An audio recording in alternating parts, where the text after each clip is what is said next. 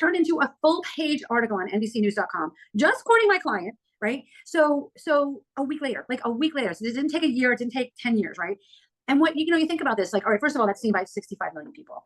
But is that really going to bring them business? Like, I don't know if it is or isn't, but where that really becomes valuable, where that credibility is important, is when there's a listing appointment and they've got competition, right?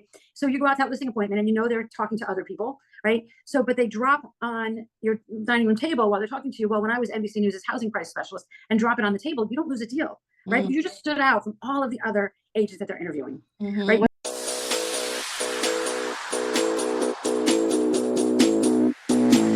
Hello, and welcome to another episode of Creating Powerful Impact. I'm your host, Shay Wheat, founder of Grace and Ease Productions, where we support entrepreneurs just like you with event-based marketing and sales strategies, allowing you to build your authority, your credibility, and your visibility in your industry. Now, ladies, today I have a guest that I want to share with you. Today's guest is somebody who absolutely loves supporting women and really wanting women to make more money. Thank you very much. I'm so excited for this. Now, her background is having 20 years of background in the information technology, marketing, and customer relationship, where she is converting that experience to support women in creating strong, profitable personal brands with LinkedIn and PR strategies. She is the CEO of Up Level Media and the host of, get this, the Good Girls Get Rich podcast. I love the name. Please help me welcome Karen Yankovic to the Creating Powerful Impact stage. How are you, Karen? I'm great, Shay. Thank you so much for having me here today. I love that our messages are so aligned. I want there to be more wealthy women in the world. Yes. Period. The end. And whatever I need to do to get there, I'm happy to do to help make that happen. I love it. I love it. And I love the name of your podcast and that you're getting your voice out there and supporting more and more women. Now, before we started to press play here, we chatted a little bit, and I love how you are incorporating LinkedIn and PR.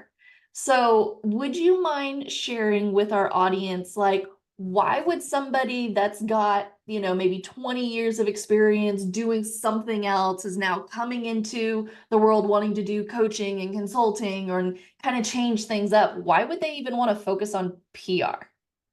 Yeah, because PR gives you credibility. Most of the people I'm guessing that are listening, and certainly that I work with, most of them come to me with many, many years of expertise. They've been doing this work. They're so good at what they do. But you know what? For whatever reason, and I know we're seeing a lot more of this, like, if we can call this post-pandemic, right? Or the great reshuffling, the great resignation. A lot of women just don't want to go back to the way it was before the 2019 and earlier.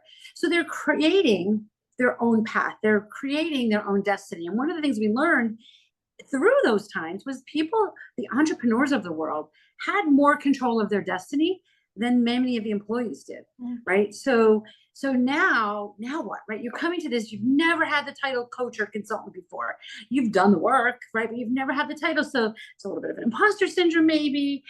So what we do is we focus on the relationships. Who are the people that you need to have on your calendar? I don't care how many people see your posts. I want to see who's on your calendar that are going to move the needle to the next level in your business, right? And because so many of these women that I work with in this area don't have, maybe testimonials as a coach or a consultant, or, people ask for recommendations. We may not have a lot of that yet, but what we so the credibility piece needs to be addressed. So what I like to do is build that around the PR. Like, so when we're building a LinkedIn strategy for women, part of that strategy is building relationships with the journalists that write about what you do, talk about what you do, or the podcast hosts, or the magazine writers, the newspaper writers, locally, globally, depending on what your business is, right? And when you are featured in newspapers and magazines and interviewed on podcasts, you get to borrow the credibility of the person that brought you there, right? Like, so probably some of the people listening now may have heard of me before. Many of them probably have not, right? And if I met them in the back of an Uber or at Macy's and I said, I do all this stuff, I have no credibility, right? Like, they're like, okay, but Shay who they listened to said, you guys need to hear what Karen's got to say. So that PR gives you that credibility, that earned media gives you credibility that helps you land the bigger contracts. Because I'm also all about like, let's go for the bigger contracts. Let's flip the funnel. Stop worrying about the $2 things and and start getting the bigger contracts. So if we're looking to get the bigger contracts, what are we going to do? We're going to throw their name in a Google search or a whatever search and see what comes up. If pages of media come up, gives you credibility, right? And that is completely crafted. That's something you have to craft. Like Oprah is not going to come knocking on your door, right? You've got to go looking for that. And that's why we incorporate PR into the strategies that we teach around all of this. Yeah. Well, and I love the fact that like I hadn't actually considered utilizing LinkedIn as a place to find PR. Right. It's like I'm looking to, connect with other business owners and people that are hosting and producing events and, that have questions around that, or to find podcast guests. But I'd never thought about it from the perspective of getting PR for myself, which then would open up other doors kind of organically, right? Right. It's exactly right. I mean, it's organically, but it's also organically organized, right? Like we are doing this, right? Like, so it's intentional. Yeah, it's intentional organic marketing. And they need us. Journalists need us. You've got a podcast. You know how hard it is to find the people that really resonate with your message and that are credible, right? So sometimes we're sitting there. Sometimes have you ever like sat at the TV and you're watching people and there's like seems like a 12-year-old that's up there talking like intelligently about something and you're just like, really? Like, I know I've got so much more expertise than that person has, but they're there because they went after it, right? Yeah. So do you happen to have like an example of somebody that you've worked with and like what kind of PR they've gotten? Yeah. Or what it's done for their business? So many examples, but like I can give you one example of a client of mine who's a real estate agent. And as a real estate agent, there's a ton of competition, right? You throw a dart at the United States and there's 20 real estate agents within 5 miles, right? So you've got a lot of competition. What is going to make you stand out from all of the competitors around you, right? So one of the things that my client did was, of course, first thing you have to do is show up worthy of their time, right? So showed up worthy of their time with a great LinkedIn profile and saw an article written about the housing market or something on NBC News. And it was on NBCnews.com. So commented on it, shared it. But the piece that a lot of people don't do is connected with the person who wrote it, right? Connected on LinkedIn and said, love this article. Love when you talked about this, or this. I'm sharing it across my network, and tagged the person in the comments. Didn't just share the article, but tagged the writer in their comments and shared it across social media. Simply did that, but did the actual piece of connecting with the journalist, right? So of course, I mean, you've got a podcast. You wake up every morning and say with people that message you saying, I love what you wrote. I'm sharing it all over the place, right? Like it doesn't happen every day. Right. So of course the journalist was, very happy to see that. And again, my client looked credible. So a week later, the journalist reached out to my client and said, hey, I'm writing another article. Can I ask you a couple questions? Turned into a full page article on NBCnews.com, just quoting my client, right? So a week later, so it didn't take a year, it didn't take 10 years, right? And what, you think about this, like, all right, first of all, that's seen by 65 million people. But is that really going to bring them business? Like, I don't know if it is or isn't, but where that really becomes valuable, where that credibility is important is when there's a listing appointment and they've got competition, right? So you go out to that listing appointment and they're talking to other people, right? So, but they drop on your dining room table while they're talking to you. Well, when I was NBC News' housing price specialist and drop it on the table, you don't lose a deal, right? Because you just stood out from all of the other agents that they're interviewing. Right. Right. You had that as seen on, right? Exactly. That you can now add to legitimate. Like you didn't buy 3 minutes at 2:00 in the morning. Yeah. And here's the thing, Shay, when 10 years ago or 20 years ago, even today, if you were paying $10,000 or $20,000 a month for a publicist, what you're paying for is I'm going to actually sound really old now, but their Rolodex, right? Their database, right? We don't need that anymore. Yeah, at some point, maybe you've got the cash to invest that kind of money, and you should do that because publicists are amazing if you can budget that in. But in the meantime, build your own database, right? Build your own Rolodex up. and start to connect with these people yourself. And again, it can be local, it could be international, depending on your business. Think about, like, if you are, I have another client who's in a very specific industry. And honestly, she was struggling a little bit with connecting with the right people on LinkedIn. She was looking for buyers, right? She's got a product and she wanted buyers of, like, the big home goods type stores. And apparently they're just not on LinkedIn. A lot of them are on LinkedIn. So we're struggling a little bit with her strategies, but they do have tons of industry publications. So we've shifted her strategy to get featured and get interviewed in all these local, like, product-based magazines. So, Entrepreneur Magazine, like Time Magazine, New York Times, all that's cool. But for her, what was really valuable was the industry specific publications. And that is how she started to get more mojo and started to build her business out more. And then she got the credibility when she went after the deals like the Macy's of the world, right? She had the credibility, not of, like, I don't know that Forbes would have given her credibility. It probably would have, but it was a lot easier to get featured in some of the publications specific to her industry, right? Yeah. So there's a lot of different ways that you can do this, and it does not take that long. It takes intention and it takes consistent action. Yeah. Well, yeah. So you bring that up because it's like, I'm trying to think in my head, what would I utilize for mine? Right. So it's not necessarily people are like, oh, I'm looking for an event producer. Let's find, like, what is a PR for me type of thing. It just seems a little different. Like, how would you tweak and adjust what you you're would, looking but for? I mean, I think something like this, other people's podcasts, right?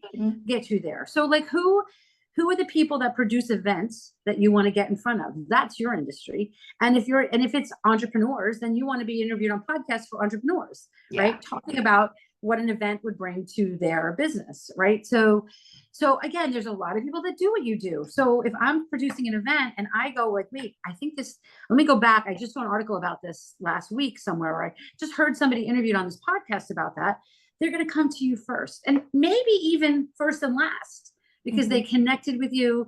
Because one of the things that certainly video like this or audio does is it gives you a sense of that know, like, and trust that just a quote in a newspaper or magazine doesn't really do. So they'll get a sense of, like, I mean, listen, I know that I talk fast and I know that there's people that will listen to me and go, oh my gosh, I could never deal with that. And that's cool. They're not my people. But I've had people reach out to me. Like, I can think of one person who reached out to me, and she was from New York and had moved to the West Coast, and her husband's business was on the West Coast. And she's like, we need your East Coast energy in our marketing, and so they get your know, like, and trust. They get your personality, and they get to know, like, and trust before they even make that first call with you. Right. So sometimes it's the first and only call they make when you do publicity properly. And I am not really a PR expert. I am more of a relationship expert. How do you build relationships with these people, and how do you become a resource for them? Well, and if we can just maybe shift gears a little bit, you said it's like you have to have your profile and it has to be set up properly. But do you also support people in taking a look at, like, how to actually maybe build those relationships so you don't seem spammy? Because you get in all of those messages are like, I really like your stuff. And you're like, really, what stuff are you actually looking at? Or is it just a copy and paste? Right? Yeah. Oh, 100%. 100%. And it's so interesting. LinkedIn tries to deal with the spam. They really do. And I know that there's a lot of spam on LinkedIn, but I do believe that LinkedIn is certainly mine and should be yours and many other people listening. Your money tree. That's where the big opportunities are. Those people I refer to as the weeds. So if we let the weeds just get in the way of our money tree, we're losing out. We're leaving money on the table. You got to just delete, ignore, and then don't be like them, right? Don't be like them. And it's a challenge a little bit, even for me sometimes, because I love leveraging my time, right? So I'm not against AI. I'm not against some of these tools, but I am against the spamming your network, right? So I look for the place, where can we find the place that we can leverage our time with some of these tools that are available to us and still show up authentically. And, at the end of the day, you can't outsource relationship building, which is, even in the programs that I run, it's meant for the person the person that's building the relationships. And we work really hard to help to build ease into that, and to build, very simple strategies into that, because we know that these are busy women, right? But at the same time, it kind of has to be them. You can't give it to your VA. Frankly, LinkedIn will catch that, and they'll shut you down if they see somebody logged in from New Jersey at 2 o'clock and from, California at 3 o'clock. They know it wasn't you. They'll shut you down. So I'm not the LinkedIn police, but anybody that takes any of the programs that I do or listens to my show or anything will know that I stand for nobody logs into my LinkedIn account but me. And now, how can I leverage that? How can I take that line, draw that line in the sand, and then leverage my time to the best of my ability? And that's what we've gotten really good at. What would you say is like a first step for somebody that is wanting to play in the LinkedIn world and start doing some outreach and connecting and some relationship building? Yeah. Well, I'm going to say first step is take care of your profile. But if you want to jump over that, yeah, because we want to show up, because, like I had somebody, one of my people call today for one of my programs, and she was like, and she's a realtor, and she wanted to get more people in her database. I get that. We all want more people on our list, right? But it's a permission-based marketing strategy, right? I want you to magnetize that, not dump people unauthorized onto your list, right? So basically, what I said was that this is another reason why, like, building relationships with those podcast hosts and things like that, you're getting in front of other people's audiences, right? So, but what I also said to her is, when you're emailing people, you're like one of the faceless people in their inbox. When you're, even texting and DMing is a little bit better than that. But when you have this conversation on LinkedIn, you're doing it with the strength of your LinkedIn profile. So you want to have a profile that makes people look at it and go, wow, I really need to know this person, right? So make sure that gets done first. And then, there's a lot of low-hanging fruit, I'm guessing, in your network. And most people think that I'm wrong about that. They're like, oh, I know everybody in my network. There's nothing there. I would like you to look because, another one of my students just recently said, wow, when I went through my network, I was surprised how many people changed jobs. I'm like, yes, that's a conversation starter, right? So I don't want you to reach out to everyone that's changed jobs in your network. But if you know who your ideal client is and you know who you want to reach, you don't always have to go straight for the client. Maybe there's people that have an audience of people that can say, the best conversations are, here's what I do, who do you know, right? And now they're sending people to you. So we love that. So going through your network, and then the outreach can simply be, hey, Mary, I see you changed jobs recently. Wow, that's really interesting. I'd love to hear how let's catch, we were overdue to catch up, right? Like, and if you do that 5 times a week, you're going to put 3 of those people on your calendar, and then you can manage it from there. Do you want 10? Do you want, like, how many people do you want on your calendar? And that's just from your existing network, right? That's just from your existing network. So I bet that there's a lot of low-hanging fruit in your existing network beyond, and when they see your updated, amazing, beautiful rock star LinkedIn profile, they're going to be like, wow, I forgot how great this woman is, right? I should really connect with her more. But beyond that, then take that same strategy to, all right, well, how do I want to, because eventually you'll run out, right? How do I want to build my network? There never, ever needs to be cold outreach. Never. I mean, there's Facebook groups full of people, right, that are maybe your ideal client or your ideal partners, right? And they routinely put something out there that says, hey, who wants to connect on LinkedIn, right? You can say, hey, we're both members of this. There's networking organizations. There's one called JV Directory. There's another one that called the Dames. Like, there's a lot of networking organizations. The intent is networking, right? So join some organizations that you think, again, are going to move the needle. Like, you don't need to just reach out to people for the sake of reaching out to people, because I want this done in a very micro-targeted way. And then reach out to a few of those people every week, right? And start filling your calendar with these people where the conversations are, here's what I do, who do you know, right? And maybe it's them. Maybe if you do your job right and do the research right, maybe they'll go, well, hang on, maybe me, right? So that's a possibility. But in the meantime, just consistently do this, and then do the same thing with the journalists, right? So I would say, doing outreach, and in our world, it's 5 a week. Reach out to 5 new people a week, whether it's in your network or you're bringing new people into your network, or it's journalists.